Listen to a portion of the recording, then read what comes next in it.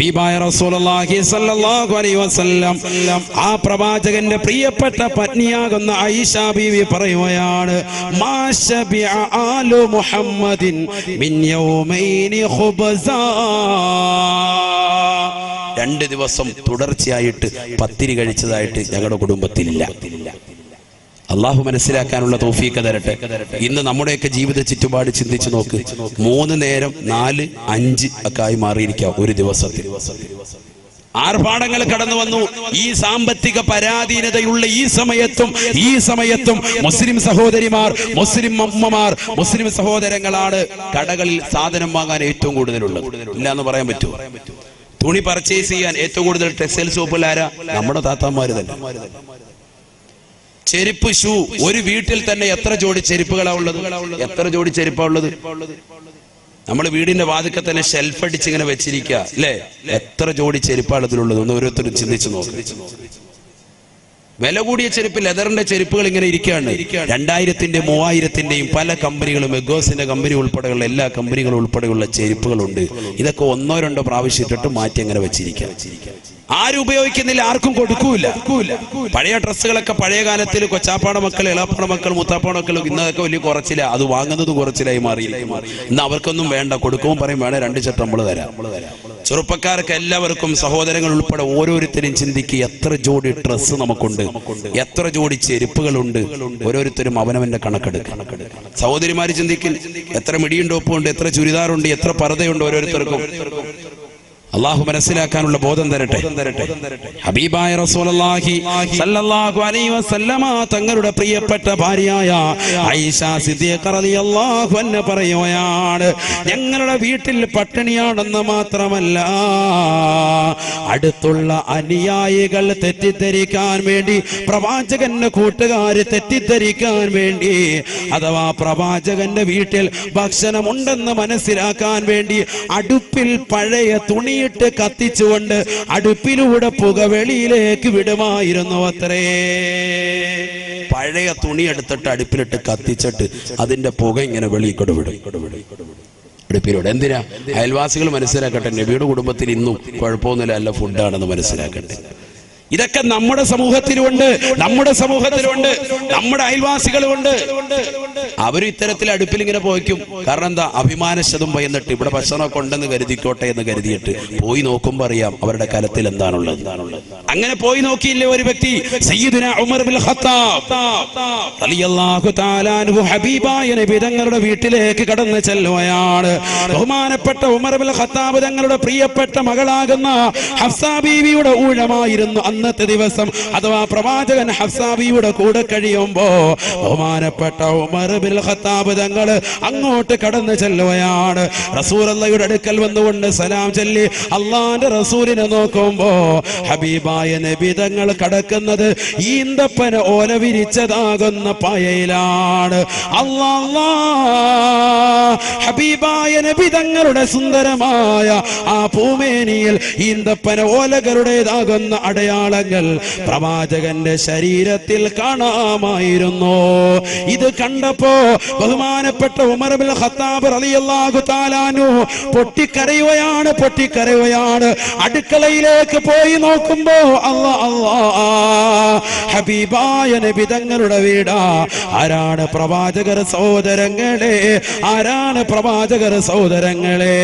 Arab നാട്ടിലെ മാമലകൾ മുഴുവനും കനക കൊട്ടാരമായിട്ട് തിരുസവിധത്തിൽ തരട്ടെ എന്ന് ജിബ്രീൽ എന്ന മാലാഖ വന്നുകൊണ്ട് ചോദിക്കുമ്പോ വേണ്ട എന്ന് പറഞ്ഞുകൊണ്ട് പരിത്യാഗത്തിന്റെ ആത്മീയ വലയത്തിലേക്ക് ഉൾവലിഞ്ഞ ഹബീബ് മുഹമ്മദ് മുസ്തഫ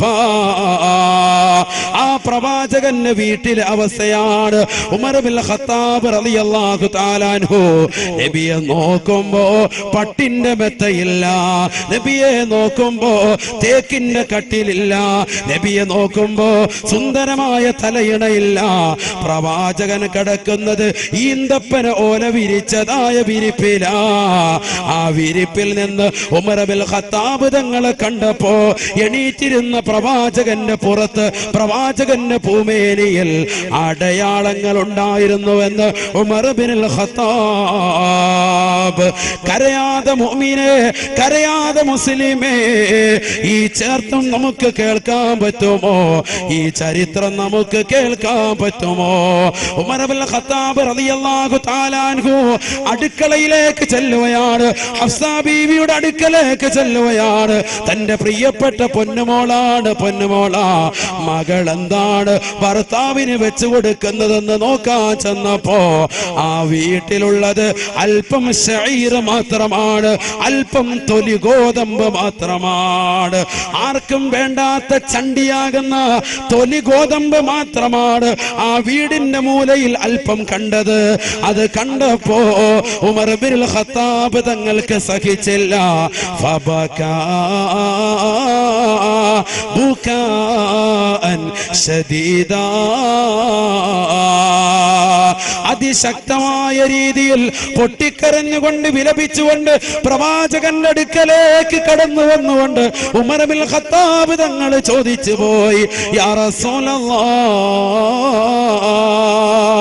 യാ റസൂലല്ലാഹ്, ഫിദാക അബീ വ ഉമ്മീ, ഫിദാക അബീ വ ഉമ്മീ. എന്റെ വാപ്പയും എന്റെ ഉമ്മയും എന്റെ മാതാപിതാക്കളും അവിടുത്തേക്ക് ദണ്ഡം നബിയേ.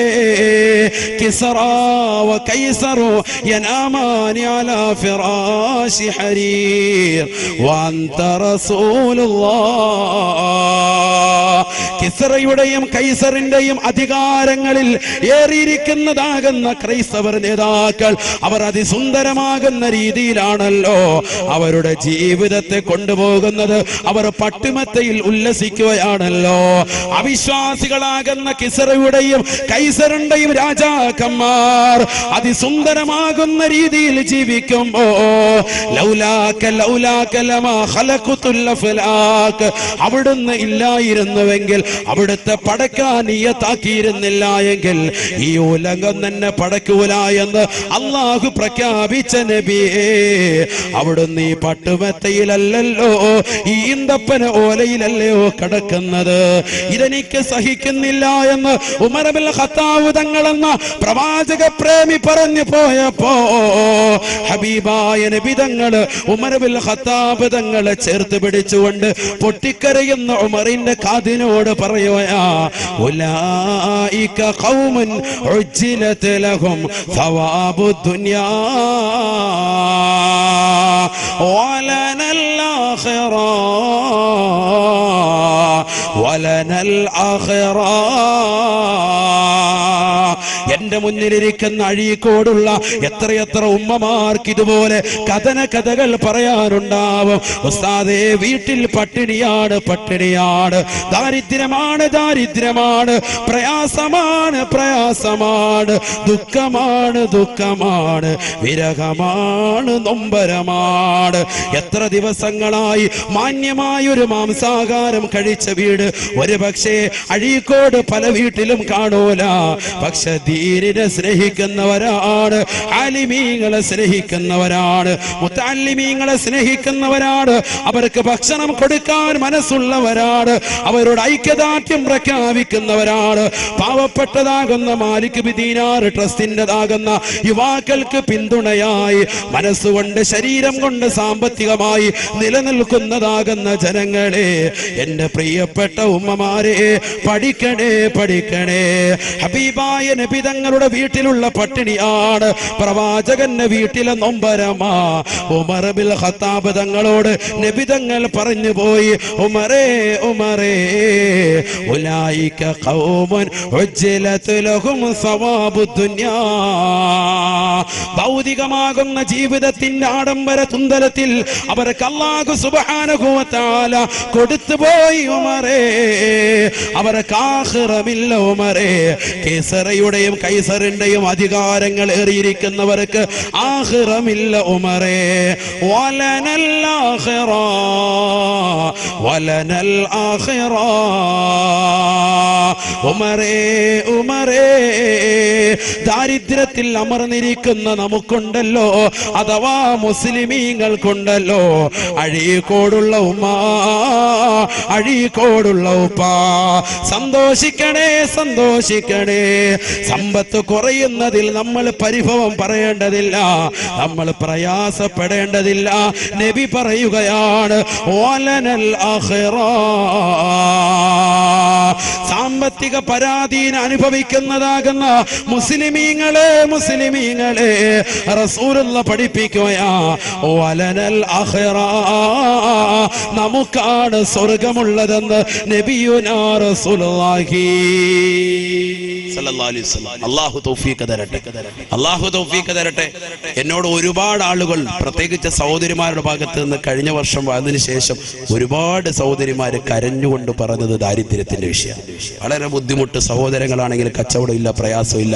പക്ഷെ എന്നാൽ അതേപോലെ തന്നെ ഒരുപാട് ആളുകൾ വിളിച്ചിട്ടും പറഞ്ഞു, ഉസ്താദ് എന്ന ലാ ഹൗല എന്ന ദിക്ർ ഞങ്ങൾ ചെല്ലിയിട്ട് ഒരുപാട് പ്രയാസങ്ങൾ മാറിയിട്ടുണ്ട്. അല്ലാഹു തൗഫീഖ് തരട്ടെ. ഒരുപാട് പ്രശ്നങ്ങൾ മാറിയിട്ടുണ്ട്. ഞങ്ങളൊക്കെ കടലുകൊണ്ട് ജീവിക്കുന്ന ആളുകളാണ്, കൂലിപ്പണിക്കാരായ ആളുകളുണ്ട്, അവർക്കൊക്കെ റാഹത്ത് കിട്ടിയിട്ടുണ്ട് ലാ ഹൗല എന്ന ദിക്ർ. അത് ഞാൻ പറഞ്ഞതല്ല, ആര് പറഞ്ഞതാ? ബഹുമാനപ്പെട്ട റസൂലുള്ളാഹി. ലാ ഹൗല കൻസും മിൻ കുനൂസിൽ ജന്ന, സ്വർഗ്ഗത്തിൽപ്പെട്ട നിധിയാണ് എന്ന് മുഹമ്മദ് റസൂലുള്ളാഹി. അത് അനുഭവിച്ചറിയണം എന്ന് പറഞ്ഞാൽ ചെല്ലി അറിഞ്ഞാലേ അറിയുള്ളൂ. തഴവ ഉസ്താദിന്റെ ഭാഷയിൽ പറഞ്ഞാൽ അതൊരു ലേഹ്യമാണ്, ഇത് ഡെയിലി കഴിക്കേണ്ട ലേഹ്യവുമാണ്, മുടങ്ങാതെ കഴിക്കേണ്ടതാകുന്ന ലേഖ്യാണ്. അല്ലാഹു തൗഫീഖ് തരട്ടെ. ജീവിതം എപ്പോഴും സ്റ്റൈലാ, അതിനൊരു ശക്കുമിൽ ഒരിക്കലും ചിട്ട തെറ്റിപ്പോവരുതേ, അലസതയാൽ ഒഴിക്കരുതേ. ഒറ്റ ദിവസം മുടങ്ങാതെ ചെല്ലുക. എങ്ങനെ ചെല്ലണ്ട? ഞാൻ അതിന് കൈതും കൂടി പറഞ്ഞിരുന്നു. ഷർത്ത് എന്ത്? ബിസ്മി ചേർത്തിട്ട് ചെല്ലണം. ബിസ്മില്ലാഹിർ റഹ്മാനിർ റഹീം. അതിനോട് ചേർക്കാൻ വേണ്ടി ഒരു വാവും കൂടി, വലാ ഹൗല വലാ ഖുവത ഇല്ലാ ബില്ലാഹിൽ അലിയ്യിൽ. അത് 101 പ്രാവശ്യം ചെല്ലുന്ന ആളുകൾ എത്ര പേരുണ്ടെന്ന് കൈവക്കിക്ക്. നിത്യമാക്കിയ ആളുകൾ കഴിഞ്ഞ വർഷം മുതൽ. അള്ളാഹുവിനെ നമ്മുടെ ജീവിതത്തിൽ അത് മുടങ്ങാതെ ചെല്ലാൻ അള്ളാഹു തൗഫീഖ് തരട്ടെ. ഒരുപാട് സഹോദരിമാർ അത് ചെല്ലുന്നുണ്ട്. ചെല്ലിയത് കാരണമായിട്ട് ദാരിദ്ര്യം നീങ്ങിയത് ഒരുപാട് പേര് എന്നെ വിളിച്ചു പറഞ്ഞിട്ടുണ്ട്. ഒരുപാട് ആളുകൾ. വീടില്ലാത്തൊരു സഹോദരി, നമ്മുടെ ഈ സംഘടനയിൽപ്പെട്ട ഒരു സഹോദരന്റെ സഹോദരി കൂടിയാണ്. വീടില്ലാത്തൊരു സഹോദരി ഈ ദിക്ർ പറഞ്ഞു കൊടുത്തു. അവരത് ചെല്ലി 6 മാസം കൊണ്ട് റബീഉൽ അവ്വൽ ഈ കഴിഞ്ഞ മാസത്തിൽ അവർ കുടിയിരിക്കൽ നടത്തി വീട്ടിൽ കയറി താമസിച്ചു. അള്ളാഹു നമുക്കതിനുള്ള സൗഭാഗ്യം തരട്ടെ. വീടില്ലാത്ത ഒരുപാട് ആളുകളുണ്ട്. അള്ളാഹു നമുക്ക് ഹൈറായ വീട് നൽകി അനുഗ്രഹിക്കട്ടെ. പക്ഷെ നമ്മുടെ ജീവിതത്തിൽ കുറച്ച് ചിട്ടകൾ കൊണ്ടുവരണം. കുറച്ച് ചിട്ടകൾ കൊണ്ടുവന്നേ പറ്റൂ. അലസമായിട്ടുള്ള ജീവിതം പോരാ. കടന്നങ്ങ് ഉറങ്ങുക. സുബഹിക്ക് ശേഷം അങ്ങനെ കടന്നുറങ്ങുകയാണ്. ഒരു ബോധമില്ല, സുബഹി നമസ്കാരം പോലും ഇല്ല. ബറക്കത്ത് കെട്ടവനായിരിക്കണമെങ്കിലേ സുബഹിക്ക് ശേഷം ഉറങ്ങ് പരമസുഖത്തിലേ. ബറക്കത്ത് കെട്ടവനായിരിക്കണമെങ്കിലേ സുബഹിക്ക് ശേഷം ഉറങ്ങ് പരമസുഖത്തിലേ.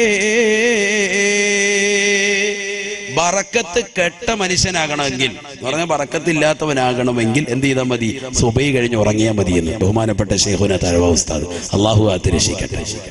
അഥവാ സുബഹി നമസ്കാരം കഴിഞ്ഞിട്ട് ആ ഉദയം, നമ്മുടെയൊക്കെ പള്ളിയിൽ നമ്മൾ എഴുതി വെച്ചിട്ടില്ലേ, ഉദയം 6:25 അല്ലെങ്കിൽ 6:27, 6:30 ഇങ്ങനെ സമയം കാണും അല്ലേ?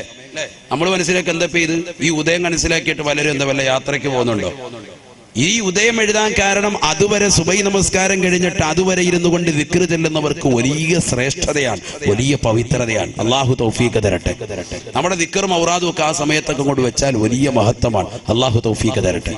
യാസീൻ സൂറത്ത് ഓതാം, ഇദാ വഖഅത്ത് സൂറത്ത് ഓതാം, അർ-റഹ്മാൻ ഓതാം, തബാറക സൂറത്ത് ഓതാം. സബഉൽ മുൻജിയാത്ത് എന്നറിയപ്പെടുന്ന രക്ഷയുടെ കവാടങ്ങളാകുന്ന സൂക്തങ്ങളെ പഠിപ്പിച്ചിട്ടുണ്ട് പ്രവാചകൻ. ആ സൂറത്തുകൾ ഓതാം. ആ സമയത്ത് ഓതി കഴിഞ്ഞാൽ പെട്ടെന്ന് ആ സമയം കഴിഞ്ഞു. അരമണിക്കൂർ 3/4 മണിക്കൂറേ ഉണ്ടാവുള്ളൂ. ഈ ഉദയ സമയം വരെ ഉറങ്ങാൻ പാടില്ല. സുബഹി നമസ്കരിച്ചിട്ട് ഉദയ സമയം വരെ ഉറങ്ങാൻ പാടില്ല. ഒരാൾക്ക് ക്ഷീണമുണ്ട്, യാത്രയിൽ ക്ഷീണമാണ്, അദ്ദേഹം ആ സമയത്തിന് ശേഷം ഉറങ്ങലാണ് നല്ലത്. നിത്യേന ഡെയിലി ഒരാൾ സുബഹി കഴിഞ്ഞ് അങ്ങനെ ഉറക്കം ശീലിച്ചാൽ ബറക്കത്തവന്റെ ജീവിതത്തിൽ ഉണ്ടാവൂല. അള്ളാഹു കാത്തിരക്ഷിക്കുമാറാവട്ടെ. ഞാനിത് പറയാനുള്ള കാരണം ഇന്ന് മുസ്ലിം സഹോദര സഹോദരിമാരിൽ ഏറ്റവും കൂടുതൽ അപകടം പെടുന്നിരിക്കുന്ന ഈ വിഷയത്തിലാണ്. സുബൈ കഴിഞ്ഞിട്ട് ഈ സമയത്തുള്ള ഉറക്കം, പ്രത്യേകിച്ച് സഹോദരങ്ങൾ ചെറുപ്പക്കാരായ ആളുകൾ മടിയന്മാരാകുന്നത്, അലസന്മാരാകുന്നത്, ജോലി ഇല്ലാതാകുന്നത്, കച്ചവടമില്ലാതാകുന്നതിന്റെ ഒക്കെ മർമ്മപ്രധാന കാരണം എന്താ? സുബൈ കഴിഞ്ഞ ഉടനെയുള്ള ഉറക്കാണ്. അത് മാറ്റണം. അള്ളാഹു തൗഫീഖ് തരട്ടെ. അള്ളാഹു തൗഫീഖ് തരട്ടെ. രാവിലെ വ്യായാമത്തിന് നീ പള്ളിയിലേക്ക് കൊണ്ട് പോകും, സുബൈ നിസ്കരിക്കാൻ പള്ളിയിൽ പോ. സുബൈ നമസ്കാരം കഴിഞ്ഞിട്ട് അവിടെ ഇരുന്നിട്ട് അരമണിക്കൂർ ഖുർആൻ ഓതാൻ അറിയില്ലെങ്കിൽ തസ്ബീഹ് എടുത്ത് ദിക്ർ ചൊല്ല്. ഇനി ഒന്നും വേണ്ട, അവിടുന്ന് ഇറങ്ങി തിരിച്ച് വീട്ടിലേക്കുള്ള നടത്തത്തിൽ അല്ലെങ്കിൽ കവലയിലേക്കുള്ള നടത്തത്തിൽ 10 ദിക്ർ ചൊല്ല്. ആ ഉദയത്തിന്റെ സമയം കഴിഞ്ഞിട്ടേ ക്ഷീണമുള്ള ആളുകൾ അല്പം കടക്കാവുള്ളൂ, അല്ലാതെ കടക്കാൻ പാടില്ല. അള്ളാഹു തൗഫീഖ് തരട്ടെ. കാരണം ഇത് ഫിത്നയുടെ കാലഘട്ടമാണ്. ഇത് ഫിത്നയുടെ കാലഘട്ടമാണ്. നബിയുനാ റസൂലുള്ളാഹി സ്വല്ലല്ലാഹു അലൈഹി വസല്ലം അല്ലാഹുവിന്റെ റസൂൽ ഓർമ്മപ്പെടുത്തിയില്ലയോ, സയഅതി അലന്നാസി സമാൻ ഫിത്നത്തുൽ ലറാ ബഅദ ഫിത്നത്തിൻ സറാ. ഒരു കാലഘട്ടം എന്റെ പ്രിയപ്പെട്ട സമുദായത്തിന് കടന്നു വരാനുണ്ട് സാബ. ആ കാലഘട്ടത്തിൽ ഫിത്നയാണ് ഉണ്ടാവുക. എങ്ങനത്തെ ഫിത്നയെന്നറിയുമോ? ഫിത്നത്തുൽ ലറാ ബഅദ ഫിത്നത്തിൻ സറാ. സുഭിക്ഷതയുടെ കാലഘട്ടം കൊണ്ടുള്ള ഫിത്നയ്ക്ക് ശേഷമാണ് പ്രയാസങ്ങൾ അനുഭവിക്കുന്ന, സാമ്പത്തിക പരാധീനതകൾ അനുഭവിക്കുന്ന, കഷ്ടപ്പാടുകൾ ഉണ്ടാവുന്ന ഒരു കാലഘട്ടം അവർക്ക് കടന്നു വരുമെന്ന് നബിയുനാ റസൂലുള്ളാഹി സല്ലല്ലാഹു അലൈഹി വസല്ലം. ആ കാലഘട്ടം അല്ലേ ഇത് എന്ന് ചിന്തിക്കേണ്ടിയിരിക്കും. നിങ്ങൾ നല്ലതുപോലെ ശ്രദ്ധിക്കുക. ആ കാലഘട്ടം അല്ലേ എന്ന് ചിന്തിക്കേണ്ടിയിരിക്കും. ഫിത്നത്തുൽ ലറാ. എന്നാൽ ഹബീബായ റസൂലുള്ളാഹി സല്ലല്ലാഹു അലൈഹി വസല്ലം തങ്ങൾ പറഞ്ഞു, ഈ ഫിത്നത്തുൽ ലറാ എന്ന സംഗതി എല്ലാവർക്കും പിടികൂടുന്ന സംഗതിയാണ്. എന്ന് പറഞ്ഞാൽ മുസ്ലിമീങ്ങൾക്ക് മാത്രമല്ല, അമുസ്ലിമീങ്ങൾക്കും പിടിപെടും. അതുകൊണ്ടാണല്ലോ ഇപ്പൊ നോട്ട് നിരോധിച്ചിട്ട് ഇപ്പൊ ആർക്കാ ഏറ്റവും കൂടുതൽ കുഴപ്പം? എല്ലാവർക്കും പെട്ടു, എല്ലാരും ബുദ്ധിമുട്ടി അല്ലേ? മുസ്ലിമീങ്ങൾ മാത്രമല്ല, ഇതര സമുദായത്തിലേതാകുന്ന പാവപ്പെട്ട സഹോദരങ്ങളൊക്കെ അതിൽ ബുദ്ധിമുട്ട് അനുഭവിക്കുന്നുണ്ട്. ഫിത്നത്തുൽ ലറാ എല്ലാരെയും പ്രയാസപ്പെടുത്തുന്നുണ്ട്.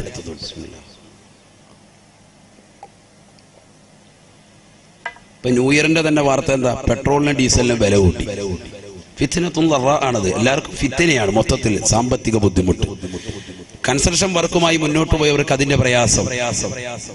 അതുപോലെ തന്നെ വീട് എടുക്കാൻ വേണ്ടി ജോലിക്കാര് പണി അന്വേഷിച്ചുകൊണ്ട് എത്രയോ സഹോദരങ്ങളാണ്. ബംഗാളികൾക്ക് നാട്ടിൽ നിന്ന് അങ്ങോട്ട് തിരിച്ചു പോവാണ്, റിട്ടേൺ പോവാ. മുമ്പ് ബംഗാളികൾ ലീവിന് പോയിക്കൊണ്ടിരുന്നത് നമ്മുടെ നാട്ടിൽ നിന്ന് ആന്ധ്രാപ്രദേശത്തിലേക്ക് ബസ് പിടിച്ച്, ടൂറിസ്റ്റ് ബസ് പിടിച്ച്, AC പിടിപ്പിച്ചിട്ട്, AC ഉള്ള ബസ്സിൽ പിടിപ്പിച്ച് അതിൽ യാഹത്തായിട്ട് യാത്ര ചെയ്തു. 3 ലക്ഷം രൂപയാണ് ബസ്സിന് കൂലി കൊടുത്തത്. 3 ലക്ഷം രൂപ.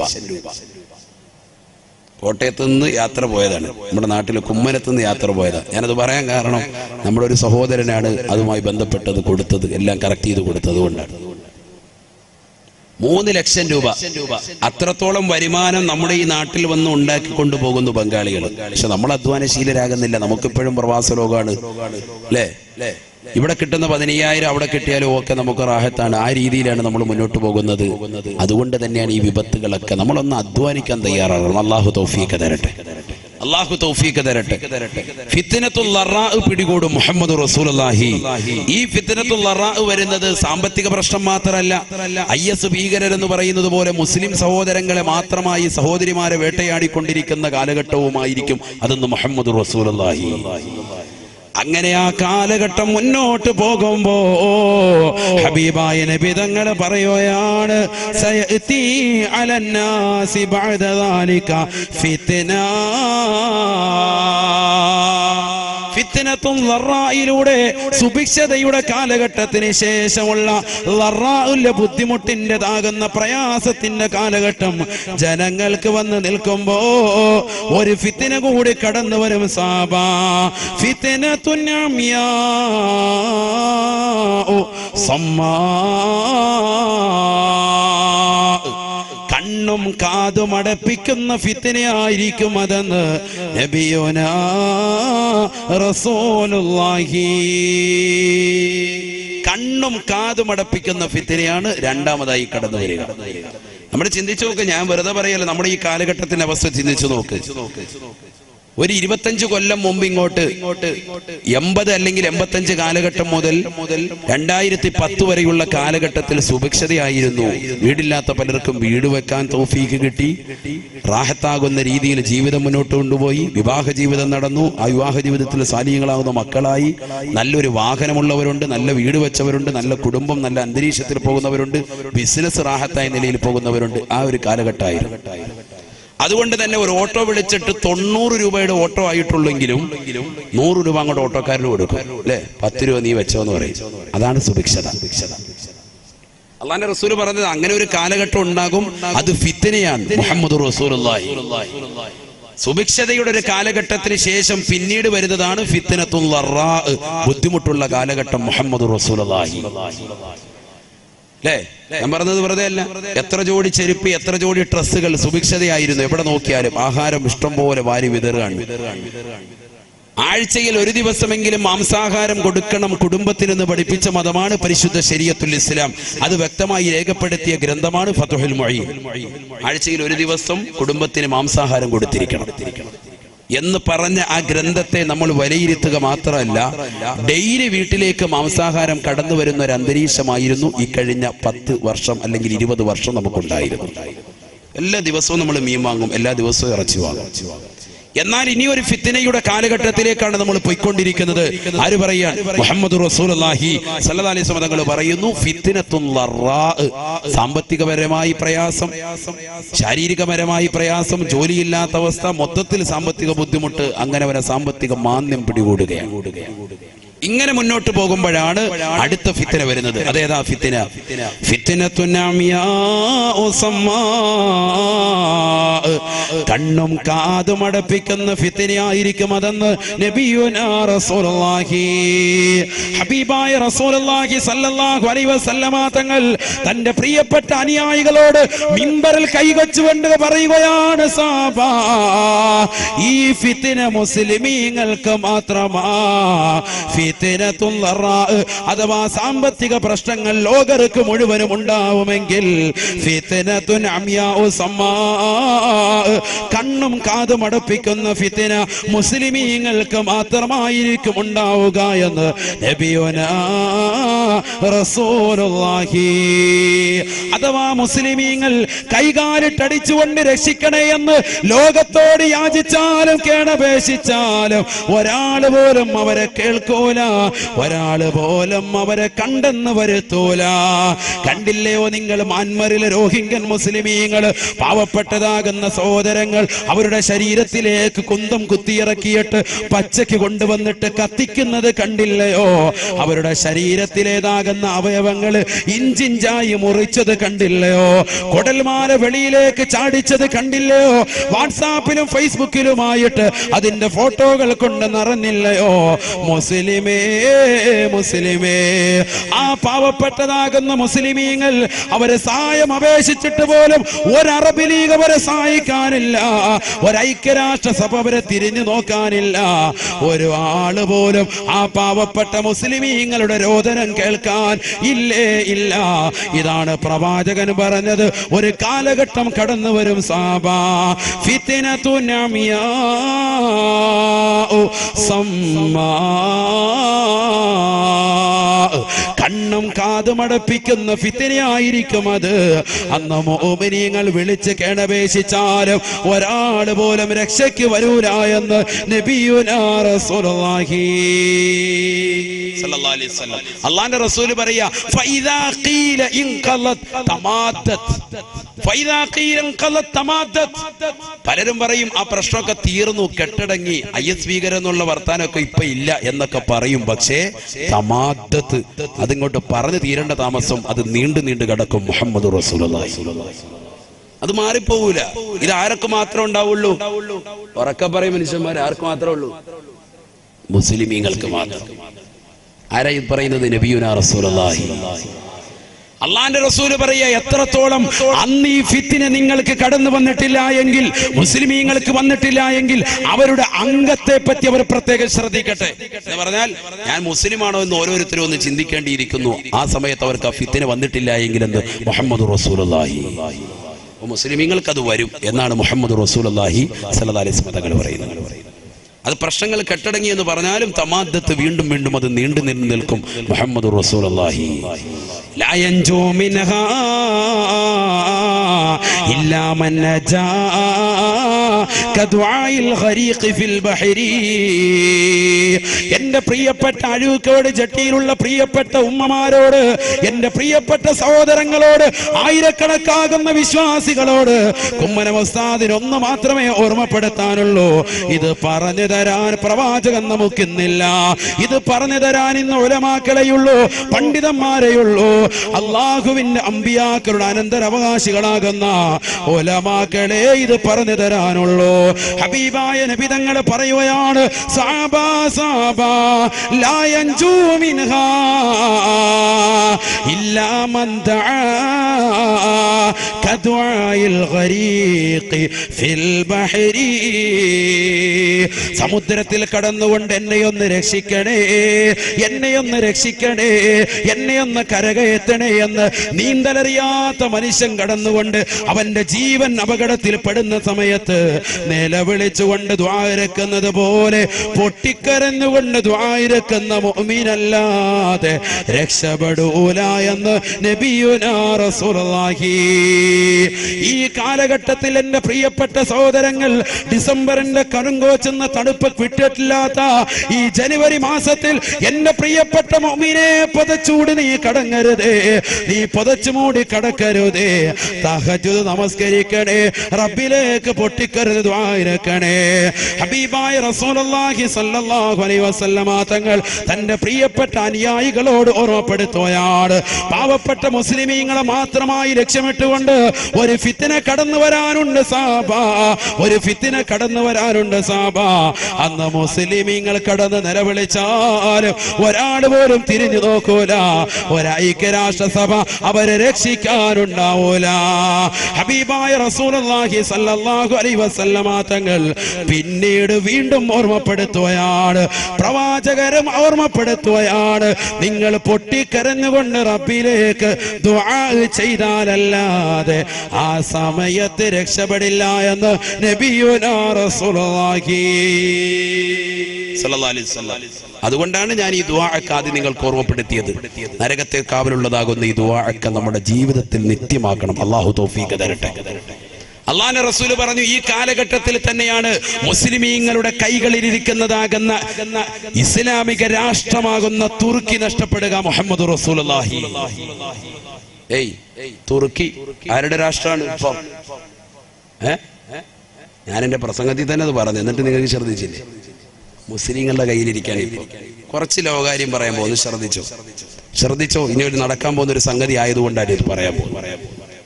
ഹബീബായ റസൂലുള്ളാഹി സ്വല്ലല്ലാഹു അലൈഹി വസല്ലം 1400 വർഷം മുമ്പ് അവിടുത്തെ സുന്ദരമായ നാവിലൂടെ ഓർമ്മപ്പെടുത്തുകയാണ്, തുർക്കി നഷ്ടപ്പെടുമത്രേ, മുസ്ലിമീങ്ങളുടെ കയ്യിലിരിക്കുന്ന തുർക്കി നഷ്ടപ്പെടുമത്രേ.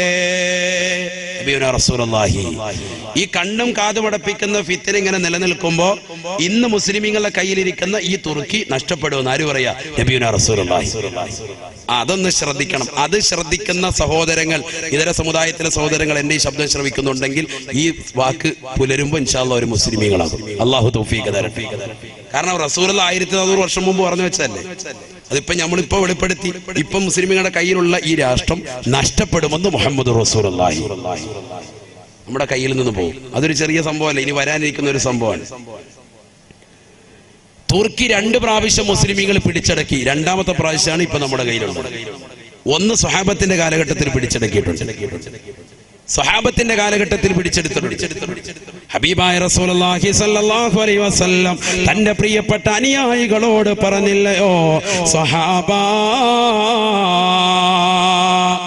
അടുത്ത സമയത്ത് തന്നെ നിങ്ങൾ തുർക്കി പിടിച്ചെടുക്കുമേ, തുർക്കി നിങ്ങൾ പിടിച്ചെടുക്കുമേ, അതിൽ നിങ്ങൾ അണിചേരണേ, അത് വലിയ കൂലിയുള്ളതാണെന്ന് നബിയുനാ റസൂലുള്ളാഹി. ആ ധർമ്മസമരത്തിന് വേണ്ടി അനുയായികൾ പോകുമ്പോ അബൂ അയ്യൂബ് അൻസാരി റളിയല്ലാഹു തആല അൻഹു അതിന്റെ നേതൃപടവും അലങ്കരിച്ചിരുന്നു അത്രേ. അബൂ അയ്യൂബ് അൻസാരി റളിയല്ലാഹു അൻഹുവിന്റെ നേതൃത്വത്തിലാണ് തുർക്കി പിടിച്ചിട്ട്. ആരാ അബൂ അയ്യൂബ് അൻസാരി റളിയല്ലാഹു അൻഹു? ആരാ അബൂ അയ്യൂബ് അൻസാരി റളിയല്ലാഹു അൻഹു? അദ്ദേഹത്തിന്റെ വീട്ടുമുപ്പടിക്കലാണ് അള്ളാന്റെ റസൂലിന്റെ ഒട്ടകം വന്ന് മുട്ടുകുത്തിയത്. പണ്ട് നമ്മൾ മദ്രസയിൽ പഠിച്ച ചരിത്രമാണ്. അള്ളാന്റെ റസൂൽ സല്ലല്ലാഹു അലൈഹി വസല്ലമ തങ്ങൾ പലായനം ചെയ്ത് കടന്നു വരുമ്പോ അബൂ അയ്യൂബ് അൽ അൻസാരിയുടെ വീട്ടുപടിക്കലാണ് ഒട്ടകം മുത്തുകുത്തിയത്. ആ അബൂ അയ്യൂബ് അൽ അൻസാരി റളിയല്ലാഹുവിന്റെ കാര്യമാണ് നമ്മൾ ഈ പറയുന്നത്. അദ്ദേഹം ഈ തുർക്കി പിടിച്ചെടുക്കുന്നതിനുള്ള സഹാബത്തിന്റെ കൂടെ പോവുകയും വിജയശ്രീലാളിതരായി തുർക്കി അവരുടെ കയ്യിൽ അഥവാ ഇസ്ലാമിക രാഷ്ട്രമാവുകയും ചെയ്തു. ഇനി തെറ്റിദ്ധരിക്കരുത്, എന്റെ വാക്ക് കേട്ടിട്ട് തുർക്കി പിടിച്ചെടുക്കാന്ന് പറഞ്ഞതിലൂടെ വാളും വരിചേട്ട് പോയി തലവെട്ടിക്കളഞ്ഞ് കൈകാലുകൾ ഛേദിച്ചിട്ട് അംഗവൈകല്യം ഉണ്ടാക്കുക എന്ന അർത്ഥത്തിലല്ല നമ്മുടെ പിടിച്ചെടുക്കൽ എന്ന് പറഞ്ഞാൽ. ഇത് ധർമ്മസമരമാണ്. മുസ്ലിമീങ്ങളുടെ പിടിച്ചെടുക്കൽ എന്ന് പറഞ്ഞാൽ ഇസ്ലാമികമാകുന്ന ആശയങ്ങളും ആദർശങ്ങളും ആ സമുദായത്തിൽ, ആ ജനങ്ങളിൽ സ്വാതന്ത്ര്യം ഉണ്ടാക്കി കൊടുക്കുക. അതാണ് പിടിച്ചെടുക്കുക എന്ന് പറഞ്ഞതിന്റെ അർത്ഥം. മനസ്സിലായില്ലേ? ഇസ്ലാമികമാകുന്ന ആശയവും ആദർശങ്ങളും അവർക്ക് നടപ്പിലാക്കാനുള്ള സ്വാതന്ത്ര്യം ഉണ്ടാക്കി കൊടുക്കുക. അതിനുവേണ്ടി തുർക്കി ഇസ്ലാമിക രാഷ്ട്രമായി. അതിനുശേഷം മുസ്ലിമീങ്ങളുടെ കയ്യിൽ നിന്ന് വീണ്ടും നഷ്ടപ്പെട്ടു. പിന്നീട് രണ്ടാമത് മുസ്ലിമീങ്ങൾ പിടിച്ചതാണ് AD 15-ാം നൂറ്റാണ്ടിൽ പിടിച്ചെടുക്കുന്നത്. ആ പിടിച്ചെടുക്കലാണ് ഇപ്പോഴും നിലനിൽക്കുന്നത്. അന്ന് തുർക്കി പിടിച്ചെടുത്ത സമയത്ത് അന്നവിടെ ഉണ്ടായിരുന്നതാകുന്ന ഓർത്തഡോക്സ് വിഭാഗക്കാർ റഷ്യയിലേക്ക് പലായനം ചെയ്തു. തൊട്ടടുത്തുള്ള രാജ്യമാണ് റഷ്യ. അങ്ങോട്ട് പലായനം ചെയ്തു. ഇന്ന് റഷ്യയിൽ 77% ഓർത്തഡോക്സുകാരാണ്. റഷ്യൻ നേവി ബേസ് 6 ഭാഗങ്ങളിലായിട്ട് 6 നേവി ബേസ് ഇപ്പോൾ തന്നെ റഷ്യയുടെ ഭാഗങ്ങളിൽ അഥവാ തുർക്കിയുടെ അറ്റത്തായിട്ട് അവർ ഇപ്പോൾ തന്നെ താവളം അടിച്ചിട്ടുണ്ട്. ലേറ്റസ്റ്റ് ന്യൂസാണ് ഇപ്പോൾ ഈ പറഞ്ഞത്. അഥവാ ഏത് നിമിഷവും തുർക്കി പിടിച്ചെടുക്കാം. ആര് പിടിച്ചെടുക്കും? റഷ്യ പിടിച്ചെടുക്കും. ഇത് നബി സല്ലല്ലാഹു അലൈഹി വസല്ലം പറഞ്ഞ റഷ്യ തന്നെ പിടിച്ചെടുക്കും. നബി സല്ലല്ലാഹു അലൈഹി വസല്ലം പറഞ്ഞു. അള്ളാഹു മനസ്സിലാക്കാൻ തൗഫീഖ് തരട്ടെ. അള്ളാന്റെ റസൂൽ പ്രവചിച്ച വചനങ്ങളാണ് ഞാൻ ഈ പറയുന്നത്. നിങ്ങൾ ശ്രദ്ധിക്കണം. ഇനി നടക്കാൻ പോകുന്ന സംഭവം. എന്തെങ്കിലും ഒരു ദിവസം പത്രം എടുത്ത് നോക്കിയിട്ട് യുദ്ധം തുടങ്ങാണ്, റഷ്യയും തുർക്കിയും തമ്മിൽ യുദ്ധം. അപ്പൊ നിങ്ങൾ മനസ്സിലായി ഉസ്താദ് പറഞ്ഞ സംഭവം എത്തിയിട്ടുണ്ട്, നിങ്ങൾക്ക് തിരിയും. ആരാ ഇത് പറഞ്ഞിരിക്കുന്നത്? മുഹമ്മദ് റസൂലുള്ളാഹി. ഇത് വന്നതിന് ശേഷം പിന്നെ ആയത്തോ ദിവസവും കാര്യമില്ലല്ലോ. അതുകൊണ്ടാണ് ഇത് ആദ്യം കൊണ്ട് ഓർമ്മപ്പെടുത്തുന്നത്. ഇത് ചിലപ്പോൾ അടുത്ത കൊല്ലം എന്ന് പറയാൻ വരുമ്പോൾ സംഭവം ചിലപ്പോൾ നടന്നിട്ടുണ്ടെങ്കിൽ പിന്നെ അന്ന് ആയത്തോ ദിവസം ഓതി പറഞ്ഞാൽ നിങ്ങൾക്ക് അതിന്റെ കാര്യമില്ല. ഇനി മുതൽ നിങ്ങൾ ശ്രദ്ധിച്ചിരിക്കും. ഇൻഷാ അല്ലാഹ് അല്ലാഹു തൗഫീഖ് തരട്ടെ. ഏതാ തുർക്കി? ഇന്ന് തുർക്കിയിലെ ഇസ്താംബൂളിൽ വെടിവെപ്പുണ്ടായി. നിശാ ക്ലബ്ബിൽ വെടിവെപ്പുണ്ടായിട്ട് 39 പേര് മരിച്ചു എന്ന് പ്രമുഖ പത്രങ്ങളിൽ രേഖപ്പെടുത്തിയിട്ടുണ്ട്. മുത്തശ്ശി പത്രങ്ങളിലൊക്കെ ഉണ്ട്, ഫ്രണ്ട് പേജിലുണ്ട്. പലരും ദർശിച്ചിട്ടുണ്ടാവും. ആ തുർക്കിയിൽ. കാരണം എന്താ? അവിടെ ഇപ്പോൾ അനിസ്ലാമികത കടന്നു വരുന്നു. നിശാ ക്ലബ്ബുകൾ, രാത്രി സമയത്തുള്ളതാകുന്ന പാട്ടും കൂത്തുകൾ കടന്നു വന്നു. അതുകൊണ്ട് തന്നെ അത് മുസ്ലിമീങ്ങളുടെ കയ്യിലും നഷ്ടപ്പെടും. ദീനില്ല, ദീൻ നഷ്ടപ്പെടുകയാണ് അവിടെ. ദീൻ നഷ്ടപ്പെടുമ്പോ അല്ലാഹു സുബ്ഹാനഹു വ തആല ദീനില്ലാത്ത ആളുകളുടെ മേൽ അത് ദീനപ്പെടുത്താണ്. ഇങ്ങനെ തുർക്കി നഷ്ടപ്പെട്ടുകൊണ്ട് ജനങ്ങൾ മുഴുവനും പ്രയാസത്തിലാ.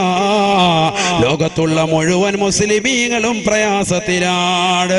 എല്ലാവരും സാമ്പത്തികമായി പരാധീനം അനുഭവിച്ചു കൊണ്ടിരിക്കുമ്പോഴാണ് പരിശുദ്ധമാക്കപ്പെട്ടതാകുന്ന മക്കയില് മഖാം ഇബ്രാഹിമിന്റെ ചാരത്തൊരു മനുഷ്യൻ വരുക. അദ്ദേഹത്തിന്റെ അടുക്കലേക്ക് ജനങ്ങൾ ഓടിച്ചെല്ലും അത്രേ. അദ്ദേഹത്തിന്റെ കൈക്ക് പിടിച്ചുകൊണ്ട് മദീനക്കാര് ബൈഅത്ത് ചെയ്യുമത്രേ. പിന്നെ മക്കക്കാര് വന്നുകൊണ്ട് ബൈഅത്ത് ചെയ്യുമത്രേ. പിന്നെ ഇറാഖികൾ ബൈഅത്ത് ചെയ്യുമത്രേ. പിന്നെ ലോകത്തുള്ള മുഴുവൻ മുസ്ലിമീങ്ങളും അദ്ദേഹത്തെ ഖലീഫയായി പ്രഖ്യാപിക്കുമത്രേ. അദ്ദേഹത്തിന്റെ പേരാണ് മഹദി ഇമാമെന്ന് നബിയുനാ റസൂലുള്ളാഹി. യുആതിഉ ഇസ്മി ബിഇസ്മിഹി വഇസ്മു അബീഹി ബിഇസ്മി അബീ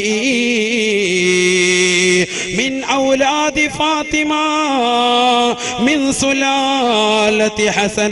ഹബീബായ റസൂലുള്ളാഹി സ്വല്ലല്ലാഹു അലൈഹി വസല്ലമ തങ്ങൾ തന്റെ പ്രിയപ്പെട്ട അനുയായികളോട് ഓർമ്മപ്പെടുത്തുകയാണ്, സഹാബത്തെ മഹദി ഇമാം കടന്നു വരുന്ന സമയമാ, അദ്ദേഹം പരിശുദ്ധമാക്കപ്പെട്ട ഹറം ഷരീഫിൽ മഖാം ഇബ്രാഹിമിന്റെ സ്ഥലത്ത് വന്നുകൊണ്ടിരിക്കുമെന്ന് നബിയുനാ റസൂലുള്ളാഹി മിൻ ഔലാദി ഫാത്തിമ. മദീനക്കാരനാണ് ബഹുമാനപ്പെട്ട മഹദി ഇമാം, എന്റെ മകളാകുന്ന ഫാത്തിമയുടെ മക്കളിൽപ്പെട്ടതാണ്.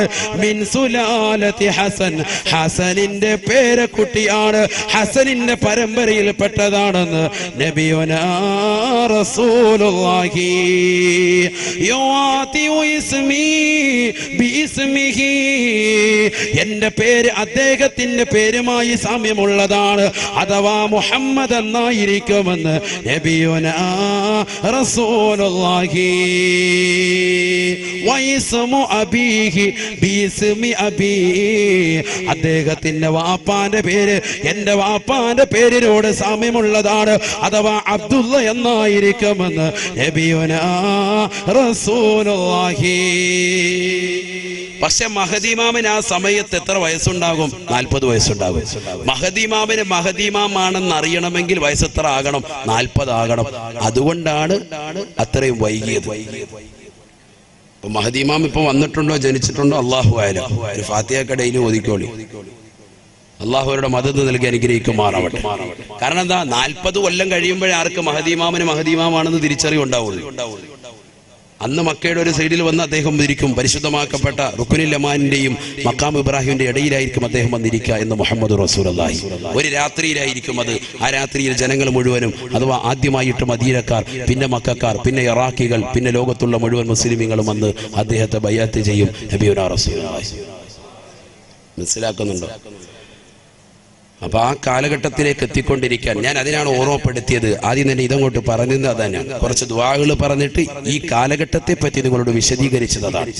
ഹബീബായ റസൂലുള്ളാഹി സ്വല്ലല്ലാഹു അലൈഹി വസല്ലം അല്ലാഹുവിന്റെ റസൂൽ പറയുകയാ, ലാ യൻജു മിൻഹാ ഇല്ലാ മൻ നജാ കദുആഇൽ ഗരീഖി ഫിൽ ബഹരി. സമുദ്രത്തിൽ അകപ്പെട്ടതാകുന്ന മനുഷ്യൻ ഇഖ്ലാസോടുകൂടി, നിഷ്കളങ്കതയോട് കൂടിയല്ലാതെ പറയൂല, എന്നെ രക്ഷിക്കണേ രക്ഷിക്കണേ എന്ന്. നീന്തലറിയാത്തവൻ നിഷ്കളങ്കതയോടുകൂടി പറയൂല. ആ നിഷ്കളങ്കതയായിരിക്കണം നിങ്ങളുടെ ദുആയിൽ ഉണ്ടാവേണ്ടതെന്ന് നബിയുനാ റസൂലുള്ളാഹി. ഇന്ന് മുസ്ലിമീങ്ങളാകുന്ന നമുക്ക് പ്രാർത്ഥിക്കാൻ എവിടുന്നാണ് സമയം? ദുആയില്ല, ദുആയില്ല. നമസ്കാരങ്ങൾക്ക് ശേഷമുള്ള പ്രാർത്ഥനകൾ നമ്മൾ അവഗണിച്ചില്ലയോ? ഹബീബായ നബി തങ്ങൾ ഓർമ്മപ്പെടുത്തിയില്ലയോ? സഹാബത്തെ സലാസു ദഅവാതിൻ മുസ്തജാബ, 3 പ്രാർത്ഥനകൾക്ക് വല്ലാതെ ഉത്തരം ലഭിക്കുന്നതാ. 3 പ്രാർത്ഥനകൾക്ക് വല്ലാത്ത ഉത്തരം ലഭിക്കുന്നതാണ്. അതിലൊന്ന് പ്രവാചകൻ ഓർമ്മപ്പെടുത്തിയത്, ഫീ ദുബരി കുല്ലി സ്വലാത്ത്, എല്ലാ നമസ്കാരങ്ങൾക്ക് പിറകെയുള്ള ഉടനെയുള്ള പ്രാർത്ഥനയാ. അതിന് ഉത്തരമുണ്ടെന്ന് നബിയുനാ റസൂലുള്ളാഹി. അല്ലാഹു തൗഫീഖ് തരട്ടെ, അല്ലാഹു തൗഫീഖ് തരട്ടെ. നരകം എന്ന് പറയുന്നത് അത്രമേൽ പ്രധാനമായ സംഗതി കൊണ്ടാണ് രാവിലെ മുതൽ പ്രഭാതം മുതൽ അവന്റെ ദുആ നരകത്തെ തൊട്ട് കാവൽ തേടാനുള്ള കാര്യം. അത്രമേൽ പ്രധാനമായ സംഗതി. ബക്കറ്റ് പിരിവില്ലേ? ബക്കറ്റ് എല്ലാവരും നൽകി ലാസ്റ്റ് ദിവസമല്ലേ, അതുകൊണ്ട് ഇൻഷാ അല്ലാഹ് എല്ലാവരും കാര്യമായിട്ട് അല്ലാഹു തൗഫീഖ് നൽകട്ടെ. നമ്മുടെ സ്വതക്കെ അല്ലാഹു സ്വീകരിക്കുമാറാവട്ടെ, കബൂലാക്കുമാറാവട്ടെ. എല്ലാ വിഷമങ്ങളും പ്രയാസങ്ങളും അല്ലാഹു നീക്കി തരട്ടെ. അപകടങ്ങളെ തൊട്ട്, ദുരിതങ്ങളെ തൊട്ട്, വിപത്തുകളെ തൊട്ട് അല്ലാഹു കാത്ത് രക്ഷിക്കട്ടെ. ബിസ്മില്ലാഹിർ റഹ്മാനിർ റഹീം. വേഗം കൊടുക്കും. ബിസ്മില്ലാ. എല്ലാ സഹോദരങ്ങളും സഹോദരിമാരും ഇന്ന് ലാസ്റ്റ് ദിവസം കൊണ്ട് നിങ്ങളൊക്കെ കാര്യമായിട്ട് എല്ലാവരും സഹകരിക്കും ഇൻഷാ അല്ലാഹ്. ഇന്നലെ വരെ 50 ഇട്ടവർ ഇന്ന് മാറ്റി പിടിക്കും, 100 ആക്കി ഇൻഷാ അല്ലാഹ്. സാമ്പത്തിക ഭദ്രത നൽകും ഇൻഷാ അല്ലാഹ്. അല്ലാഹു തൗഫീഖ് തരട്ടെ. അതിനുള്ള ദിക്ർ ഞാൻ നിങ്ങൾക്ക് നൽകിയിട്ടുണ്ട്, ലാ ഹൗല. അത് എത്ര ചെല്ലാവോ അത്രയും നിങ്ങൾ വർദ്ധിപ്പിക്കുക. അല്ലാഹു നമുക്ക് എല്ലാ വിഷമങ്ങളും പ്രയാസങ്ങളും അല്ലാഹു നീക്കി തരട്ടെ. ഇൻഷാ അല്ലാഹ് എല്ലാവരും കാര്യമായി സഹകരിക്കും. നരക അത്രമേൽ പ്രധാനമായ സംഗതി ആയതുകൊണ്ടാണ് അതിനെ ഇത്രത്തോളം ദുആകൾ ഉലമാക്കൾ രേഖപ്പെടുത്തിയിട്ടുള്ളത്. പരിശുദ്ധ തിരുനബി മുഹമ്മദ് റസൂലുള്ളാഹി സ്വല്ലല്ലാഹി അലൈഹി വസല്ലം തങ്ങൾ പഠിപ്പിച്ചിട്ടുണ്ട്.